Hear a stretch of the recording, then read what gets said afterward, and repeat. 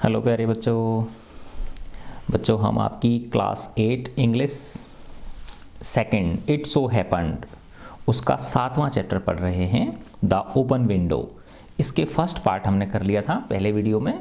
उसमें हमने देखा था कि एक व्यक्ति हैं जिनका नाम है फ्रैम्पटन नटल। फ्रैम्पटन नटल ये इनको बैड नर्व्स की बीमारी है ना, इमोशनल स्ट्रेस है, इनको भावनात्मक तनाव है। तो इनकी जो बहन है वो इनसे कहती हैं कि आप एक शहर की इस भीड़ भाड़ भरी ज़िंदगी से दूर किसी एक छोटी जगह पे, एक छोटे से गांव के अंदर आप वहाँ जाओ और वहाँ कुछ दिन विश्राम करो, है ना। और मैं अपने फ्रेंड्स के कुछ आपको लेटर लिख देती हूँ, तो आप उनसे मिलना वहाँ जाके। तो एक महिला के घर ये जाते हैं मिलने के लिए, जो कि इनकी बहन की मित्र हैं। वहाँ उन्हें एक छोटी बच्ची भी मिलती है जो इनसे बातें करती है, और वो बताती है एक कि उनके जिस रूम में वो बैठे हुए हैं दोनों, उसमें एक बड़ी खिड़की खुली हुई है। उस खिड़की का रहस्य वो बताती है कि मेरी जो ये आंट है, इनके हस्बैंड और इनके 2 भाई इस खिड़की से ही, है ना, और शूटिंग पे गए थे, और वो आज से 3 वर्ष पहले एक दलदल के अंदर समा गए। तो मेरी जो आंट है ये बेचारी तब से ही हर दिन इस खिड़की को खुला रखती है। इन्हें विश्वास है कि वो तीनों लौट के अवश्य आएंगे, है ना। तो ये फर्स्ट पार्ट हमने इसका कर लिया था। अब हम इसका सेकंड पार्ट और थर्ड पार्ट दोनों इस वीडियो में पूरा करेंगे। इसका सेकंड पार्ट है ये।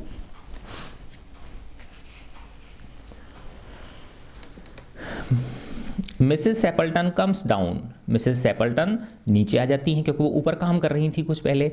एट लास्ट अंत में and inadvertently confirms her niece story, और वो अनइंटेंशनली, है ना, सामान्य रूप से जो उसकी भतीजी ने जो कहानी बताई उसको वो कन्फर्म कर देती कि हाँ ऐसा ही है, मेरे पति और मेरे दोनों भाई एक दलदल के अंदर समा गए हैं और इस ओपन विंडो की ये कहानी सच है।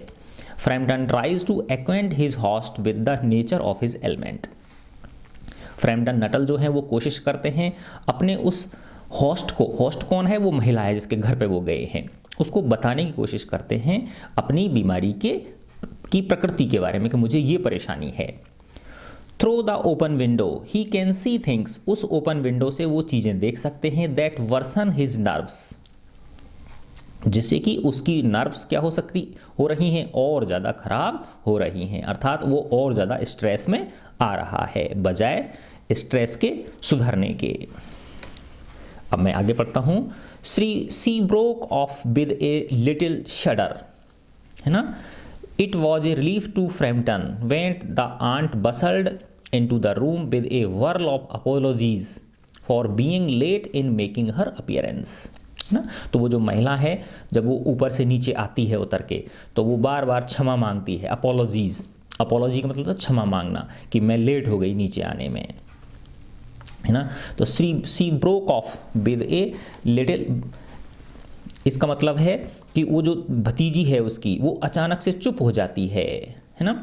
सी ब्रोक ऑफ का मतलब होता है अचानक से क्या हो जाना, चुप हो जाना, बातें करना बंद कर देना। विद ए लिटिल शडर का मतलब होता है थोड़ा सा चौंक के, हल्का सा चौंक जाती है। अब वो बच्ची क्यों चौंकती है, क्योंकि उसकी आंट जो है वो ऊपर से नीचे आ गई है ना। अब it was a relief to Frampton को बड़ा थोड़ा आराम आया, है ना। When the aunt bustled into the room, जब आंट जो है उस बच्ची की उस कमरे में अंदर प्रवेश कर गई, है ना, और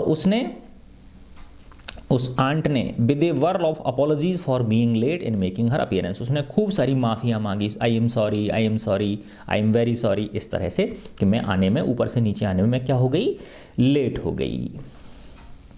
बसल मतलब किसी जैसे आवाज़ करते हुए प्रवेश करना। I hope Vera has been amusing you, she said, उसने कहा मैं आशा करती हूँ कि वीरा जो है, अभी इस बच्ची का नाम है वीरा, है ना, ये आपको अम्यूज़ कर रही होगी, है ना, आपका मन बहला रही होगी, यानी आपसे अच्छी तरह से बातें ये कर रही होगी। She has been very interesting said Frampton बोला हाँ ये बहुत, आपकी भतीजी जो है बहुत इंटरेस्टिंग है, ये बहुत प्यारी प्यारी बातें करती है। I hope you don't mind the open window said Mrs Sappleton briskly, तेजी से वो बोली मिसेस सेपल्टन कि मैं आशा करती हूँ आप इस खुली खिड़की को ज़्यादा माइंड नहीं करोगे, अर्थात इससे आपको ज़्यादा आपत्ति नहीं होगी। My husband and brothers will be home directly from shooting, मेरे हस्बैंड और मेरे जो भाई हैं वो सीधे घर आ रहे होंगे शूटिंग से। And they always come in this way, और वो हमेशा से इसी रास्ते से आते हैं, यानी खिड़की में से कूद के अंदर घर में आते हैं।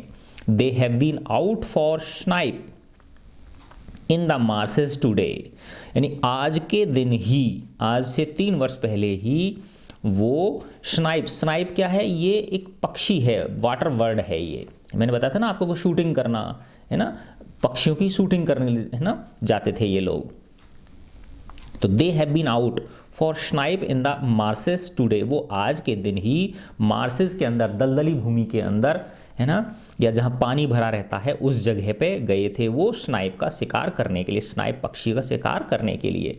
सो they will make a fine mess over my poor carpets, इसलिए जब वो लौटेंगे ना तो मेरे ये जो बेचारे कारपेट हैं जो मैंने बिछा रखे हैं इनकी बैंड बजा देंगे। वो बैंड बजाने का मतलब क्या है, इनको बहुत ज़्यादा गंदा कर देंगे, है ना। Make a fine mess over my poor carpets, मेरे इन पुअर कारपेट, क्योंकि अब वो शिकार करके आएंगे तो उनके जूते, उनके कपड़े सब गंदे होंगे, है ना, तो ये मेरा कारपेट क्या कर देंगे, वो गंदा कर देंगे, ऐसा वो कह रही हैं। So like you menfolk is not it, जैसा कि आप आदमी लोग अक्सर करते हो, है ना, इज नॉट इट, क्या ऐसा नहीं है, इस तरह से वो पूछ रही हैं उससे, फ्रैम्पटन नटल से।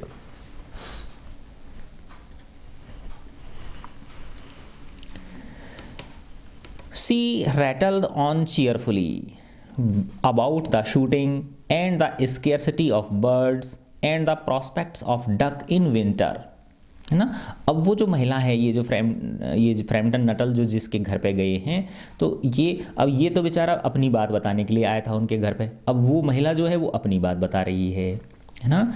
तो सी रैटल ऑन, रैटल ऑन का मतलब होता है बातें बताते जाना, वेंट ऑन सेइंग, है ना, बोलते जाना। तो वो जो महिला है ये, है ना, मिसेस एपल्टन, ये बोलती जा रही है चीयरफुली, खुश होकर, अबाउट द शूटिंग, है ना, शूटिंग के बारे में, है ना, जो पक्षियों का शिकार करने जाते हैं उसके बारे में, and the scarcity of birds, क्या देखो आजकल तो पक्षियों की कितनी कमी हो गई है, and the prospects of duck in the winter, कि सर्दियों में डक जो होते हैं ना पक्षी, ये बहुत कम मिलते हैं। संभावना, प्रॉस्पेक्ट्स का मतलब होता है संभावना, कि सर्दियों में जो डक पक्षी होते हैं इनकी संभावना क्या होती है, बहुत कम होती है। इन सब के बारे में वो बातें कर रही हैं। कौन बता रही हैं, ये वाली महिला, मिसेस एपल्टन, ठीक है। To Framton it was all purely horrible, Framton के लिए ये सब कुछ एक तरह से पूरी तरह से भयानक था, क्योंकि वो तो अपनी बातें बताने आया था और उसको फालतू में मतलब उल्टी उसको बातें सुननी पड़ रही हैं, है ना। तो एक तरह से उसके लिए सब कुछ क्या था, अच्छा नहीं था, उसे ये अच्छा लग नहीं रहा था। He made a desperate but only partially successful effort to turn the talk on to a less ghastly topics, है ना। अब वो कोशिश कर रहा है कि भाई कैसे भी मैं इसका टॉपिक चेंज कर दूं वार्तालाप का, है ना। तो ही मेड ए डेस्परेट, उसने कोशिश की, है ना, लेकिन डेस्परेट का मतलब होता है काफ़ी हताश होके, निराश होके उसने कोशिश की, बट ओनली पार्शली सक्सेसफुल, लेकिन वो बहुत थोड़ा सा ही इसमें सफल हो पाया। To turn the talk to a less घासली टॉपिक, है ना, कि इस टॉपिक को एक कम गंभीर विषय की ओर मोड़ने में, है ना, जो वार्तालाप का विषय था उसको एक कम गंभीर विषय की ओर मोड़ने में वो क्या हुआ, सफल हुआ। तो घासली का मतलब क्या है, जिससे कि डर लगे, है ना, थोड़ा सा वैसा हो, अच्छा टॉपिक नहीं हो, ठीक है।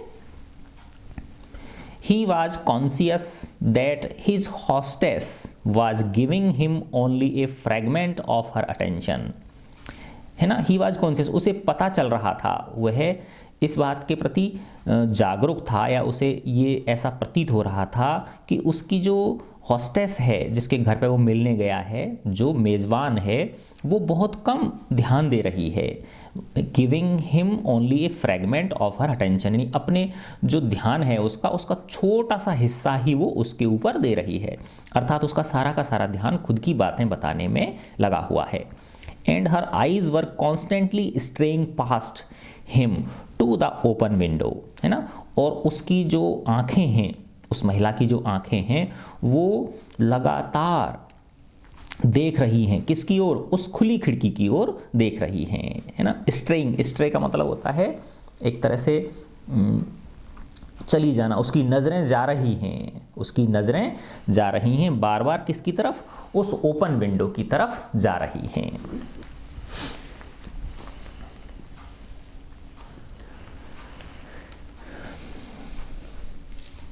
And her eyes were constantly straying, उसकी आंखें जो हैं, है ना, यानी उसकी नज़र लगातार भटक रही हैं किसकी तरफ, ओपन विंडो की तरफ। एंड द लॉन बियॉन्ड, और जो उसके बाहर की तरफ जो लॉन है उसकी ओर उसकी दृष्टि जो है वो बार बार उधर जा रही है।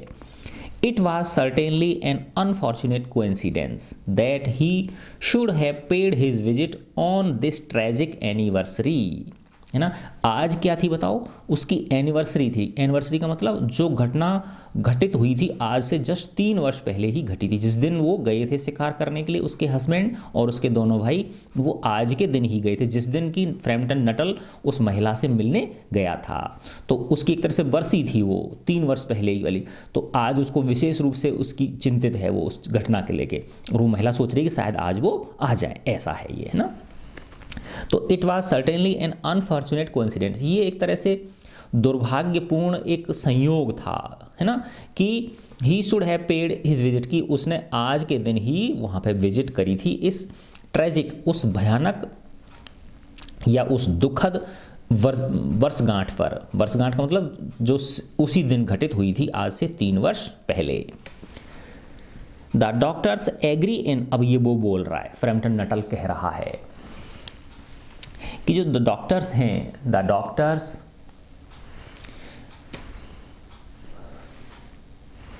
The doctors agree in ordering me complete rest, कि सारे के सारे जो डॉक्टर्स हैं वो सहमत हैं कि मैं क्या करूं, पूरी तरह से विश्राम करूं। An absence of mental excitement, और मैं मानसिक जो उत्तेजना है इससे दूर रहूं, यानी मैं कोई ज़्यादा ऐसा काम नहीं करूं जिसमें बहुत ज़्यादा मानसिक तनाव हो मुझे। And avoidance of anything in the nature of violent physical exercise, और सारे के सारे डॉक्टर कहते हैं कि मैं अवॉइड करूं, मैं दूर रहूं हर उस चीज़ से जिसकी प्रकृति कैसी हो, तेज़ एक्सरसाइज करने वाली हो, है ना। वायलेंट फिजिकल एक्सरसाइज यानी जिसमें बहुत ज़्यादा शारीरिक श्रम करने की आवश्यकता हो, ऐसी चीज़ मुझे नहीं करनी चाहिए। तो वो कह रहा है कि डॉक्टर्स ने, सारे के सारे डॉक्टर्स इस बात पर सहमत हैं कि मुझे पूरी तरह से रेस्ट करना चाहिए, मुझे किसी भी प्रकार की मेंटल एक्साइटमेंट में शामिल नहीं होना चाहिए, और मुझे किसी बहुत ज़्यादा अधिक कठोर परिश्रम या शारीरिक श्रम करने की मुझे ज़रूरत नहीं है, मुझे इससे बचना चाहिए।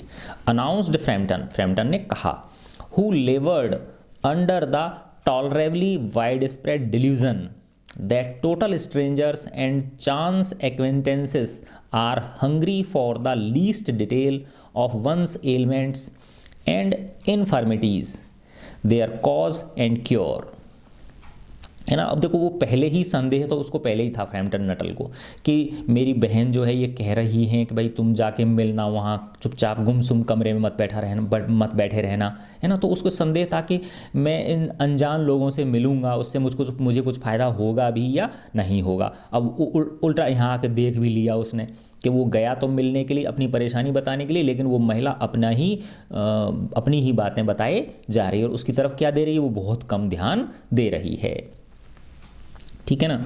तो who laboured under the tolerably widespread delusion, है ना, उसे एक बहुत बड़ा भ्रम है, डिल्यूजन है, संदेह है फ्रैम्पटन नटल को, है ना, कि जो टोटल स्ट्रेंजर्स होते हैं, जो पूरी तरह से जो अजनबी लोग होते हैं, अनजान लोग होते हैं, एंड चांस एक्वेंटेंसेज, और जो जिनसे अचानक यूं ही बाई चांस ही जिनसे मुलाकात हो गई हो, चांस एक्वेंटेंसेस का मतलब ऐसे लोग जिनसे यूं ही अचानक मुलाकात हो गई हो। Are hungry for the least detail of one's ailments, कि उन्हें किसी दूसरे व्यक्ति की परेशानियों की, and infirmities, ailments and infirmities, है ना, इन दोनों का मतलब यही है कि बीमारियां, परेशानी, देयर कॉज एंड क्योर, उनका क्या कारण है और उनका क्या इलाज है। तो ये कह रहा है कि जो व्यक्ति, है ना, अनजान होते हैं, टोटली स्ट्रेंजर्स होते हैं, या जिनसे यूं ही अचानक ही मुलाकात हो गई होती है, वो लोग हमारी परेशानी के बारे में, हमारी पीड़ा के बारे में बहुत कम उन्हें चिंता होती है। ये कहना चाह रहा है वो, है ना। Announced Frampton who laboured under the tolerably widespread delusion, उसने कोशिश कर रहा है वो ध्यान अलग करने की, क्योंकि वो महिला अपनी बातें बताई जा रही है और वो अपनी बातों को कहने की क्या कर रहा है, कोशिश कर रहा है। तो हु लेवर्ड यानी वह श्रम करता है, वह कोशिश करता है, under the tolerably widespread delusion, है ना, एक ऐसा डिल्यूजन, एक ऐसा संदेह, ऐसा भ्रम जो चारों ओर फैला हुआ है काफ़ी दूर तक, ठीक है ना, यानी उस घर के अंदर एक तरह से भ्रम की सी स्थिति पैदा हो रखी है। और वो ये सोच रहा है कि जो टोटल स्ट्रेंजर्स होते हैं, चांस एक्वेंटेंसेज होते हैं, वो हमारी बीमारियों को, हमारी परेशानियों को समझने की, उनके क्या कारण हैं, उनका क्या इलाज है, उनको ज़्यादा उसमें परवाह नहीं होती है। अब फिर वो कह रहा है, on the matter of diet they are not so much in agreement, he continued, है ना, वो डॉक्टर्स की बात कर रहा था ना, कि डॉक्टर्स इन तीनों चीज़ों पे तो क्या है, सहमत हैं कि मुझे कंप्लीट रेस्ट करना चाहिए, मुझे कोई मेंटल एक्साइटमेंट से दूर रहना चाहिए, और मुझे जो फिजिकल वायलेंट एक्सरसाइज हैं, तेज शारीरिक जो एक्सरसाइज हैं, उनसे मुझे दूर रहना चाहिए। और वो कह रहा है कि इन तीनों चीज़ों पे तो डॉक्टर सहमत हैं, लेकिन on the matter of diet, लेकिन डाइट के मामले में, डाइट किसको बोलते हैं, भोजन के मामले में, they are not so much in agreement, यानी वो एक दूसरे से सहमत नहीं है, इतने ज़्यादा सहमत नहीं है। अर्थात कोई कह रहा मुझे ये खाना चाहिए, कोई कह रहा मुझे वो खाना चाहिए। ही कंटिन्यूड, वो अपनी बात जारी रखता है। No, said Mrs Appleton in a voice which only replaced a yawn at the last moment, then she suddenly brightened into alert attention, but not to what Frampton was saying, है ना। अब जब ये बात उसने कही है, ठीक है ना, फ्रैम्पटन नटल ने ये वाली बात कही है, डॉक्टर्स की जो बात बताई है उसने, तब उसकी वो जो महिला है मिसेस एपल्टन, ये जो महिला है मिसेस एपल्टन, ये एकदम से बोलती है, नहीं, sad Mrs Appleton in a voice, एक ऐसी आवाज़ में बोलती है, विच only replaced a yawn at the last moment, है ना। यॉन का मतलब जैसे वो लेना, है ना, जम्हाई लेना, उबासी लेना, है ना, जैसे मुंह फाड़ के अपन लेते ना, हाँ ऐसे करते हैं वो, ठीक है ना, जम्हाई लेना, है ना, या उबासी लेना करते हैं ना अपन, जैसे मुंह खोल के ऐसे सांस लेते हैं, बड़ी सी वो करते हैं, उसको बोलते हैं जम्हाई लेना, है ना, yawning. Then she suddenly brightened into alert, फिर अचानक से वो एक उसे अलर्ट हो जाता है और वो चमक उठती है एक तरह से, है ना, एक अलर्ट में, है ना, एक बहुत तीव्र संकेत के रूप में वो अलर्ट अटेंशन, है ना, एक बहुत अचानक से उसका ध्यान उधर की तरफ, है ना, ब्राइटनड हो जाता है। But not to what Framton was saying, बल्कि इस वजह से नहीं कि फ्रैम्पटन क्या कह रहा है, यानी वो अचानक से जम्हाई लेते लेते और बोलती है नो, नहीं, है ना, तो वो नहीं जो है वो फ्रैम्पटन की बात का आंसर नहीं दे रही है, बल्कि बात कोई और है, और वो क्या है, here they are at last, ये देखो अंत में वो लोग आ गए। Here they are at last, she cried, वह चिल्लाई, ये देखो अंत में वो लोग आ गए। Just in time for tea, बिल्कुल चाय के वक्त पर आए हैं। And don't they look as if they were muddy up to the eyes, और ऐसा नहीं लग रहा क्या कि वो आंखों तक, है ना, गंदे हो रखे हैं, मडी अप, है ना, कीचड़ से सने हुए हैं, धूल मिट्टी कीचड़ से अपनी आंखों तक सने हुए, अर्थात पूरा का पूरा उनका सब कुछ कैसा हो रहा है, मिट्टी से सना हुआ हो रहा है, धूल मिट्टी, है ना, उससे सना हुआ सन रहा है ना, ऐसा वो बोलती है।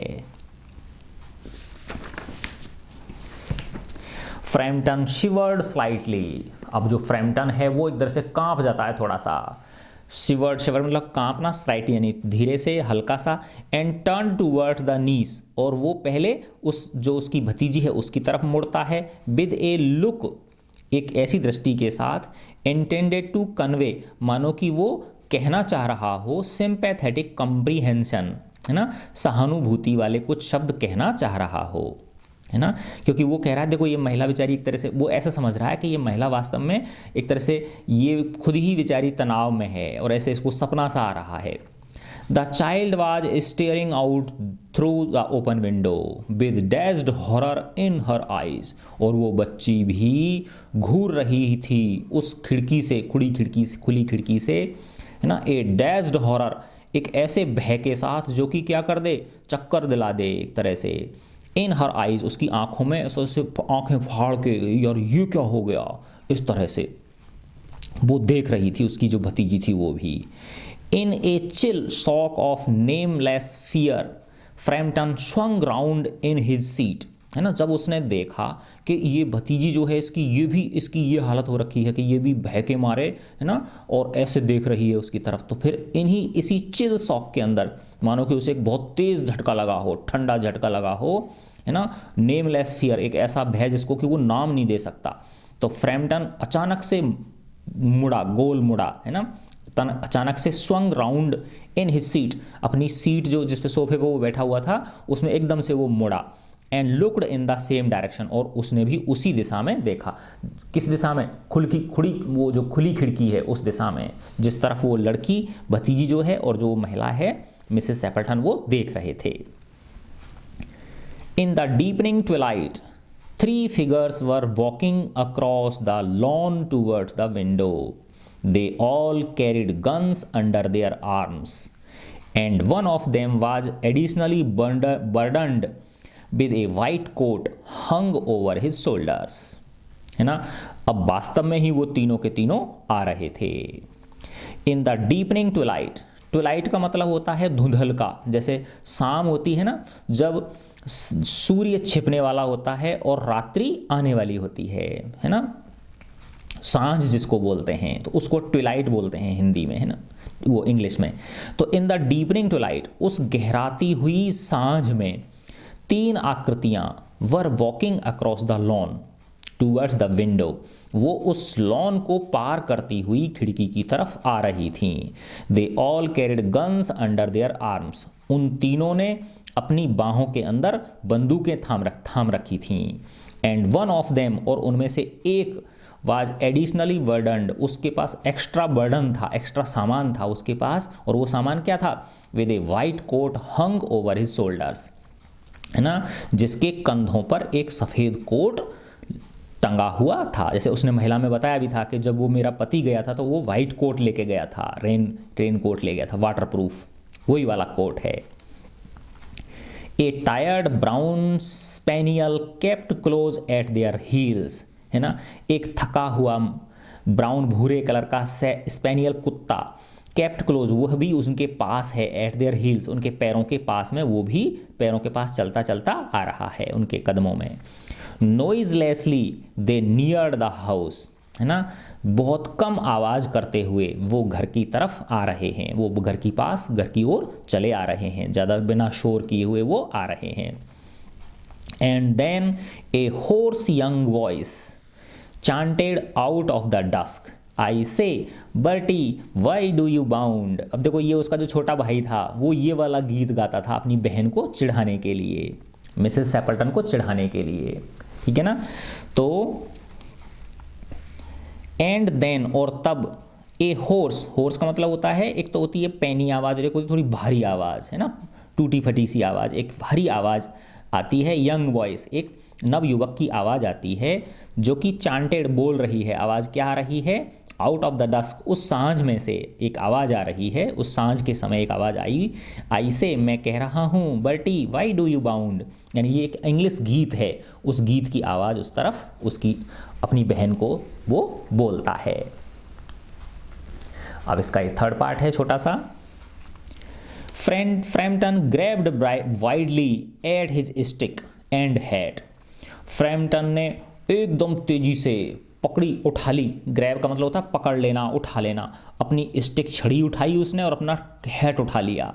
द हॉल डोर, तुरंत वो उस जो हॉल था उसके दरवाजे की ओर लपका। द ग्रेवल ड्राइव, और फिर जो ग्रेवल था है ना, यानी घर से लेके और जो बाहर मेन गेट होता है वहाँ तक जो रोड़ी बिछी रहती है, फिर वहाँ तक गया, वो वहाँ तक भागा।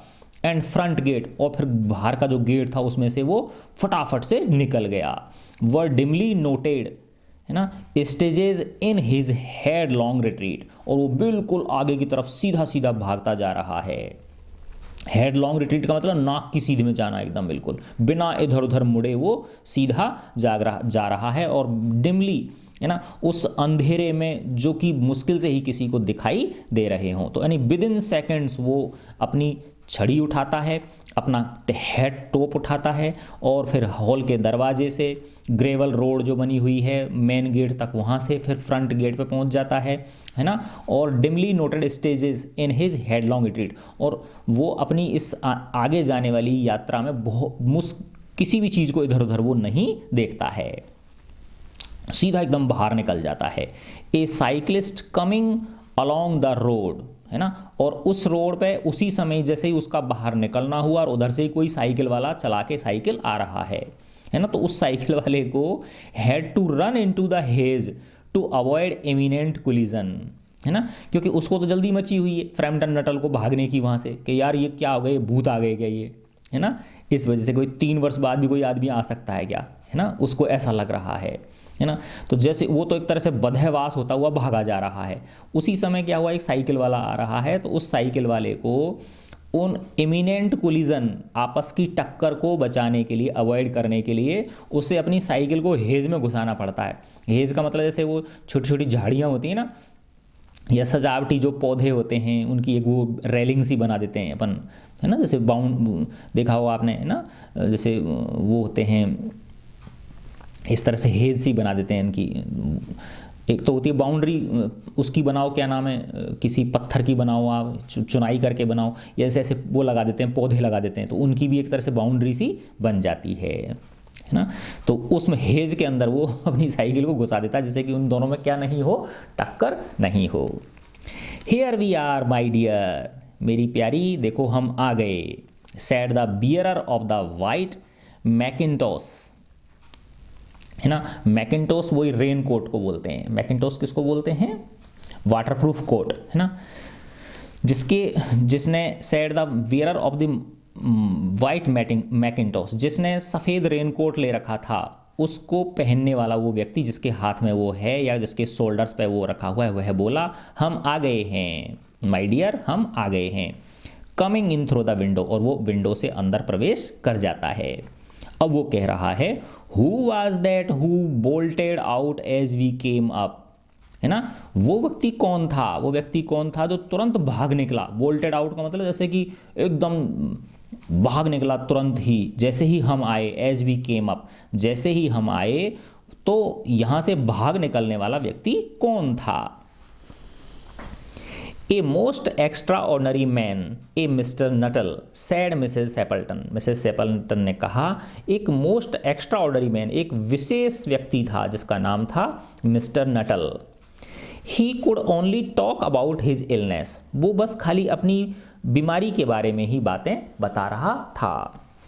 एंड डैश्ड ऑफ, और वो तुरंत भाग निकला।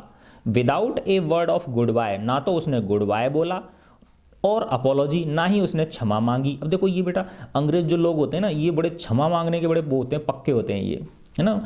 इनको बस ये कि अगर देखो वो चुपचाप उठ के चला गया तो इनको क्या आशा है कि वो क्षमा मांगनी चाहिए उसको हमसे कि भाई मैं उठ जल्दी में जा रहा हूँ, है ना। चलो वैसे तो ठीक भी है ना। तो and dashed off without a word of good bye or apology when you arrived, तो वो कह रही है कि वो जो व्यक्ति भागा है वो एक मोस्ट एक्स्ट्रा ऑर्डिनरी मैन है, वो एक विशेष व्यक्ति है, सबसे ज़्यादा एक विशेष व्यक्ति है और उसका नाम मिस्टर नटल है। और वह सिर्फ अपनी बीमारी के बारे में ही बातें बता पाया था। एंड डैश्ड ऑफ, और वो भाग निकला, है ना, रवाना हो गया without a word of good bye or apology when you arrived, और जब आप आए उस समय वो बिना किसी एक भी शब्द गुड बाय का बोला, ना तो उसने एक शब्द गुड बाय का बोला, ना ही उसने क्षमा मांगी, और वो यहाँ से निकल गए। One would think he had seen a ghost, कोई व्यक्ति तो ऐसे सोचेगा मानो कि उसने क्या देख लिया हो, कोई भूत देख लिया हो, ऐसे समझेगा कोई, जिस तरह से वो भागा है यहाँ से। अब वो यहाँ पे देखो शुरुआत में बताई थी, आपको याद होगा कि वो जो बच्ची है ना, उसके लिए एक शब्द प्रयोग किया गया है इसमें, सेल्फ पजेस्ड, है ना। क्या नाम दिया गया है? Self possessed. देखो आप, ये रहा, a very self possessed young lady of 15 वर्ष की एक बहुत ही आत्मविश्वासी लड़की। और ये बहुत चटर पटर करती है ये लड़की। चटर पटर का मतलब है बातें बनाने में बहुत क्या है, ये माहिर है ना, कुशल है एक तरह से, ठीक है ना। तो ये उस व्यक्ति से भी खूब सारी बातें कर रही थी, है ना, पूरी इसने बातें बता दी, और फिर इसको हर चीज़ का जवाब है इसके पास में, इस बच्ची के पास क्या है, हर चीज़ का जवाब है। तो जब उन व्यक्तियों ने, तीनों ने उससे पूछा आके, फिर इसने जब मिसेस सेपल्टन ने बताया कि मानो ऐसा भागा वो, तो मानो उसने कोई भूत देख लिया हो। अब उसके कुछ कहने की मौका मिल गया उस बच्ची को। अब वो बता रही है कि वो क्यों भागा है ना। अब भगवान जाने उस मिस्टर नटल ने उसको ये बात बताई है उस लड़की को, या वो अपने मन से ही बना के बोल रही है। तो वो लड़की क्या कह रही है, I expect it was the spaniel, said the niece calmly, है ना। गंभीर होकर शांति से वो बच्ची बोली, जो नीस है, भतीजी है वो, कि मैं सोचती हूँ कि ये स्पेनियल की वजह से हुआ है, ये जो कुत्ता है ना अपना, इसकी वजह से ये हुआ है। He told me he had a horror of dogs, उसने मुझे बताया था कि उसे कुत्तों से बहुत डर लगता है।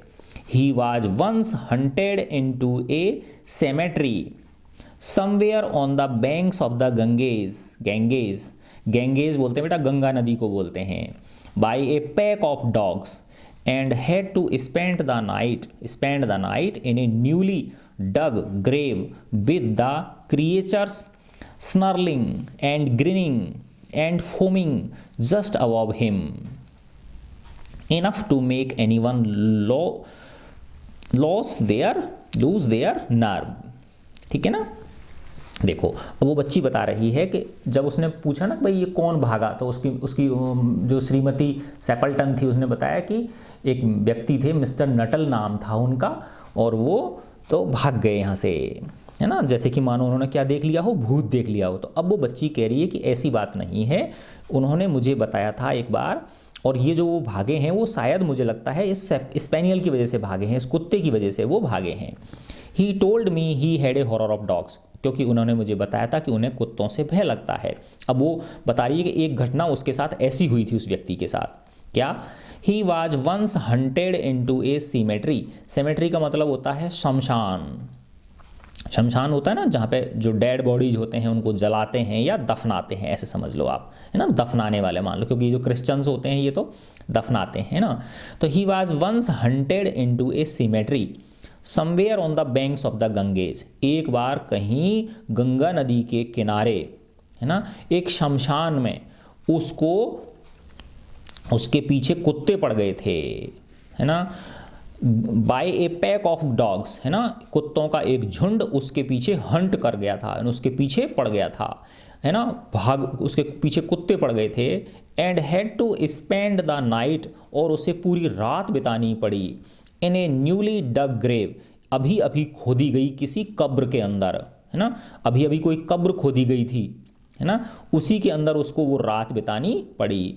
With the creatures snarling and grinning and foaming just above him, क्योंकि ये जो प्राणी थे, है ना, ये जो क्रिएचर्स थे, है ना, ये जो जीव थे, अब ये कुत्ते भी हो सकते हैं और भी कोई भयानक दूसरे प्रकार के दूसरी प्रजाति के कोई अन्य जानवर भी हो सकते हैं, जो उसके प्रति क्या कर रहे थे, स्नॉर्लिंग, घुर्रा रहे थे, भौंक रहे थे, ग्रिनिंग, दांतें दिखा रहे थे, एंड फोमिंग, और झाग निकाल रहे थे, जस्ट अबव हिम, उसके ऊपर ही, है ना, यानी वो अपनी जान बचाने के लिए एक नीचे कब्र खुदी हुई थी, उस कब्र में कूद जाता है ना। अब वो कुत्ते कब्र में तो कूद नहीं सकते, कुत्ते या अन्य जो जानवर हैं, अब वो ऊपर ही जो है ना उसके ऊपर ही घुर्रा रहे हैं, वहीं पे ही उसकी जो जिस कब्र के अंदर वो कूद गया है उस कब्र के ऊपर खड़े खड़े ही वो उसकी तरफ क्या कर रहे हैं, स्नर्लिंग, है ना, उसकी तरफ घुर्रा रहे हैं, उसकी तरफ भौंक रहे हैं, ग्रिनिंग, उसकी तरफ दांत दिखा रहे हैं, है ना, and foaming,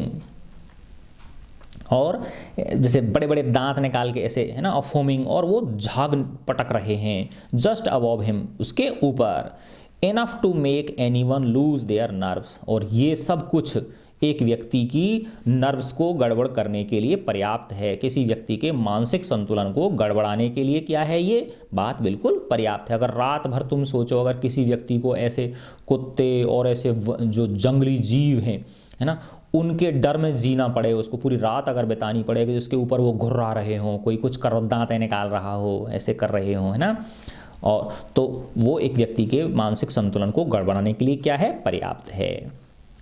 romance at short notice was her speciality, है ना। अब देखो इसमें एक छोटी सी बात बताई है जो ये बताती है कि बहुत ही कम समय में रोमांच पैदा कर देना उसकी विशेषता थी।